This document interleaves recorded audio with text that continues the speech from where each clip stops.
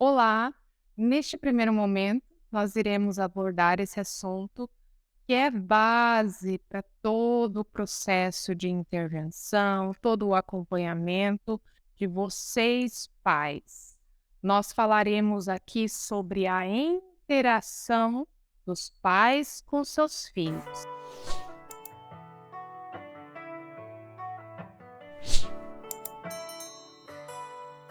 Por que que é base isso?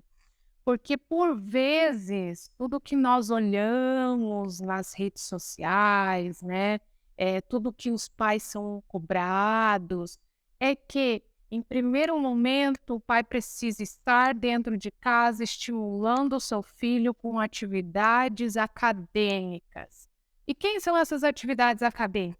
Letras, cores, números, e que isso é um sistema no qual esse pai precisa fazer diariamente.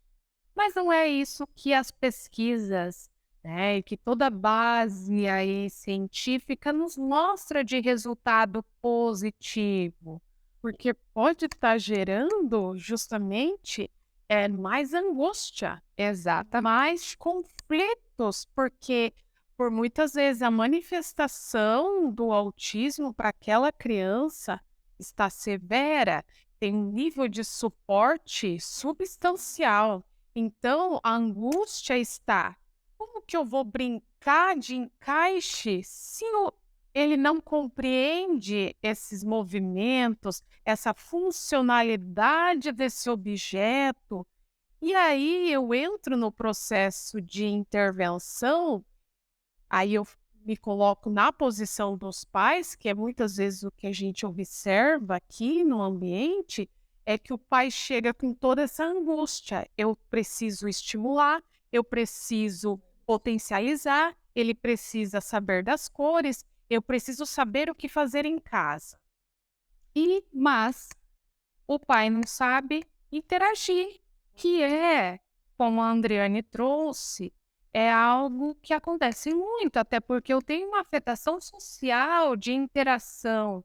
Então eu quero fazer uma atividade, mas meu filho mal me responde.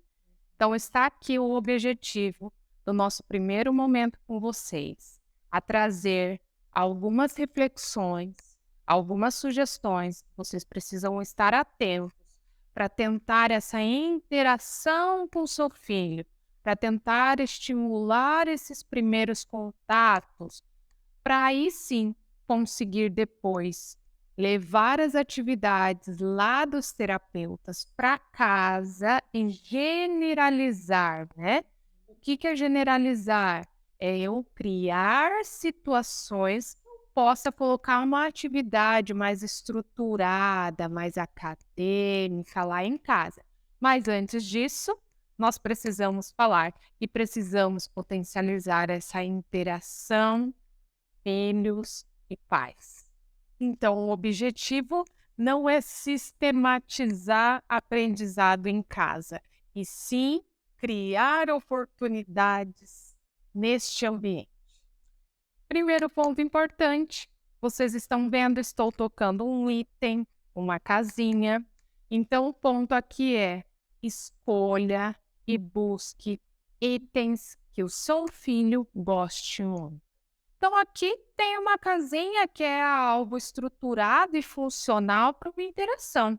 Mas meu filho, ele pode querer e gostar muito de brincar de água, com a água. E aí não tem muita função, né? Então ele gosta, Andressa, ele gosta muito de brincar, de ficar na água. Vamos potencializar primeiro o que o seu filho gosta, é aquele momento que você precisa estar com ele. Então vamos pensar numa bacia, que eu possa colocar itens dentro da água, ou primeiramente eu só vou brincar com a água, ó, mexendo e tentando trazer a atenção dele, batendo a mãozinha com ele, jogando a aguinha para cima, tentando sustentar essa interação. Depois eu posso pensar sim em trazer alguns itens para nomear, mas lembrem-se, olha que quando eu trago itens para nomear, eu já estou pensando no processo sistemático, no processo acadêmico, nomeação. Como que ele vai conseguir fazer as nomeações se ele nem fica muito tempo aqui comigo? Então, invistam neste primeiro momento a pensar o que o meu filho gosta. E, em especial, os famosos hiperfoco. O hiperfoco, então, é importante ou não é importante? Sim. Tanto é que ele é muitas das vezes a oportunidade que nós temos de se conectar, né, com a criança. E essa conexão, quando nós falamos, ela tem um potencial muito importante no desenvolvimento, e em especial dessa relação pai-filho, porque se o pai, em vários momentos, está olhando para aquele comportamento e julgando disfuncional e com dificuldade de interagir, é aqui que nós queremos entrar, é nesse aspecto. Porque esse comportamento que hoje está disfuncional, repetitivo e sim, em algum aspecto está prejudicando ele de novas oportunidades e possibilidades, isso está sendo trabalhado na terapia e deve ser trabalhado para melhor administração, né, desse cognitivo, dessas oportunidades, desse aprendizado. E em casa, como nós havíamos falado, nós vamos criar oportunidades e vai ser por meio desses interesses, desse hiperfoco. Por quê? Existem evidências que mostram a importância do pai demonstrar entusiasmo com o filho. E isso é valorizar os seus comportamentos, a sua intenção. E então a forma corporal, inclusive, de manifestar isso para o filho é importante, gera atenção. E essa atenção é fundamental.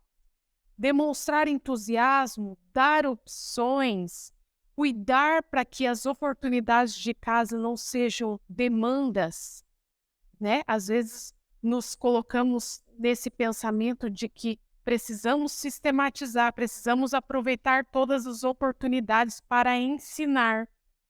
E a nossa proposta e o que a gente vem trazendo dentro das supervisões, dos nossos aprendizados, é que no treinamento parental, inicialmente nós vamos criar oportunidades, demonstrar entusiasmo com os comportamentos que a criança vem nos mostrando de intenções e possibilitar ainda mais aprendizado sem criar demandas e sim oportunizar essas intenções. E nós precisamos também ter momentos de recreação.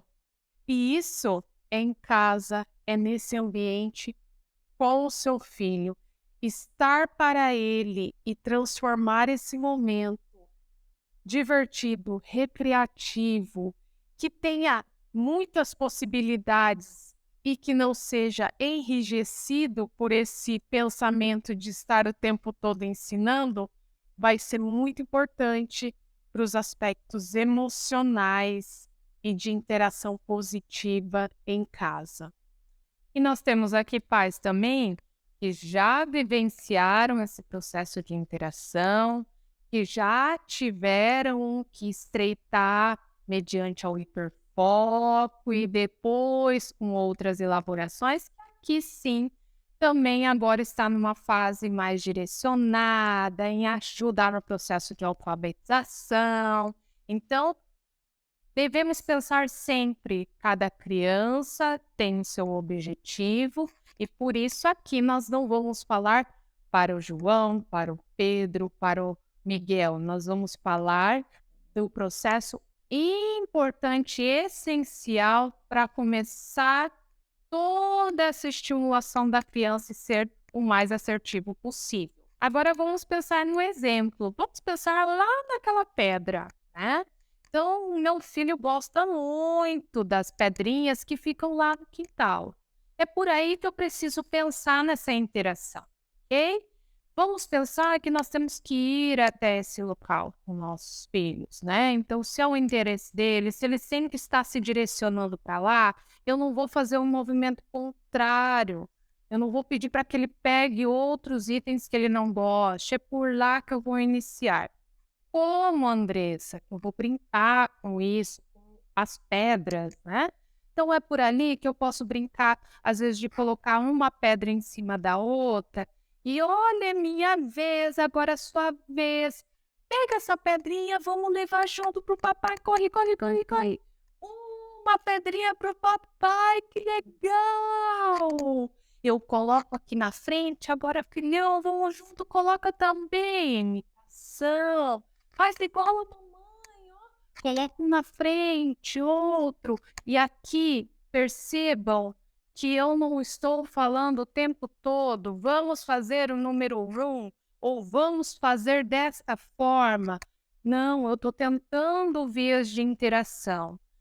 Porque me veio até na memória que também, dentro desse processo do construir, de interagir, você pode bloquear a ação da criança, né, do seu filho, bloqueia para ver a expressão dele e favoreça que ele faça uma expressão corporal, facial, de comunicação, de estranhamento. Você projete entusiasmo nessa troca, isso é importante. Olha lá o som. Hum.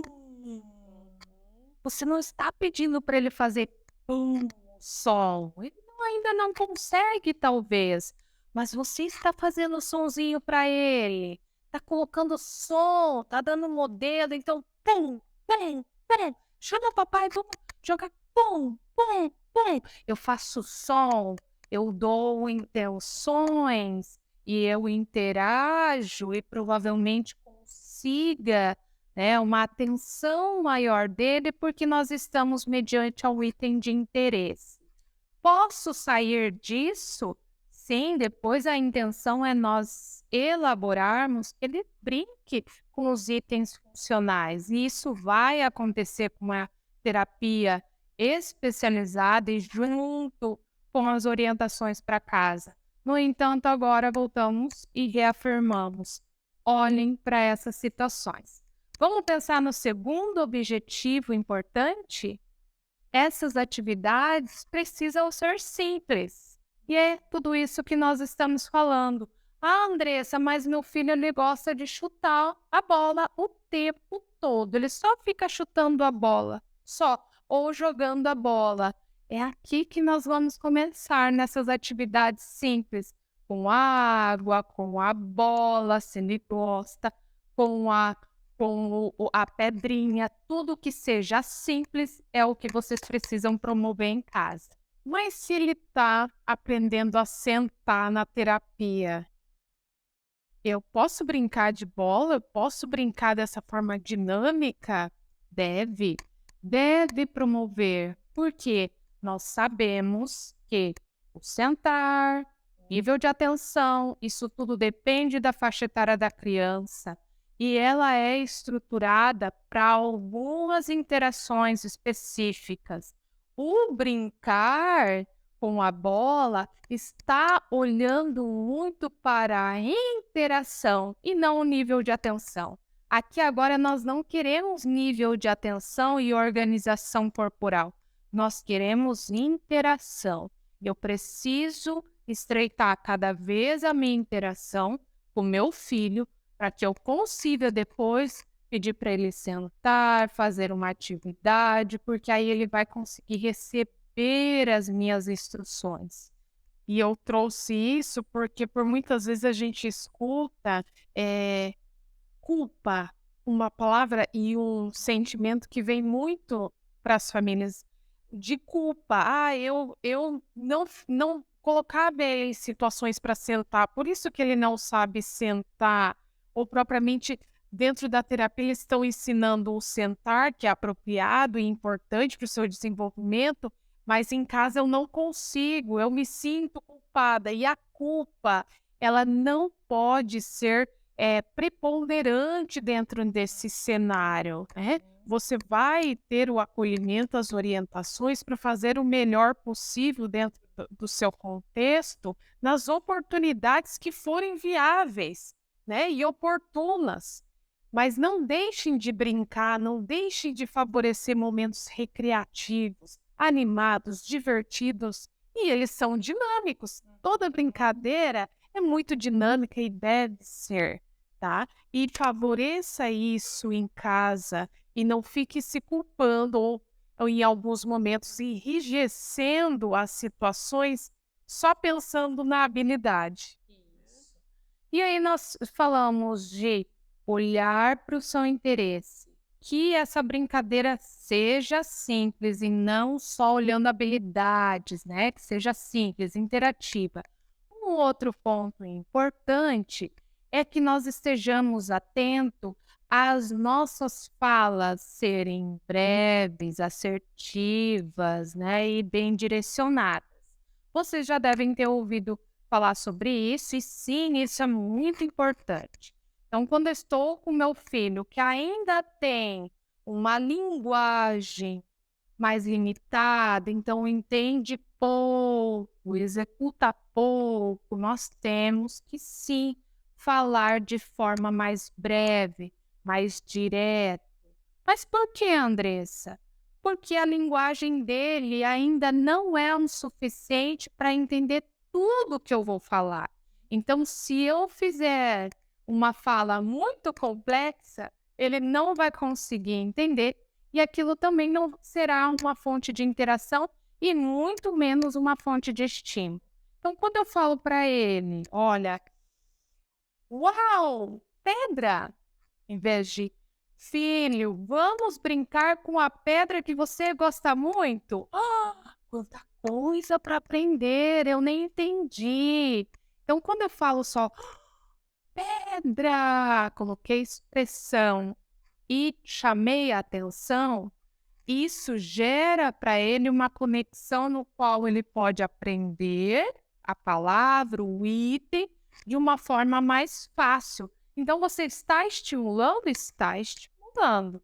Está estimulando de forma correta? Sim, correta. Então, é natural de nós, mães, estarmos sempre muito empolgadas nessa interação, ou por vezes muito preocupadas mediante ao diagnóstico. Eu tenho uma preocupação e eu preciso ser o mais correta possível, saber o que fazer, saber exatamente o que fazer. E o ponto aqui é: fale de forma simples. É a maior estratégia neste primeiro momento. Não deixe a sua expressão tomar conta. Isso quer dizer, não fale muito, seja mais assertivo em falar de forma mais breve, para que isso realmente seja fluido. E nesse processo, dar escolhas é uma opção muito importante. E quanto mais concreto possível, melhor. Então, a criança tem dificuldade de compreensão ou até mesmo está com dificuldade de escolher, né, de fazer esse processo de escolher as coisas, o comportamento aparece, a irritabilidade, por muitas vezes a agressão naquela situação. Dê escolha, determine que essa situação se conclua com uma comunicação, que ele possa pegar então o objeto que queria dentro daquele processo que ele está querendo se comunicar e não consegue, o comportamento inadequado está vigente, dê escolhas.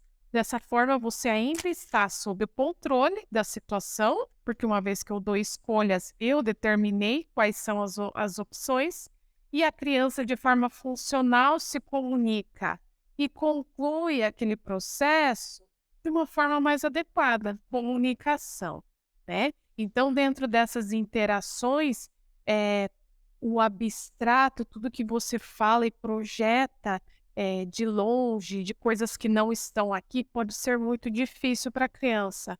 Quanto mais sucinto, direto e dando opções, você vai favorecer comunicação. Um outro ponto muito importante são as interações sensório-motoras.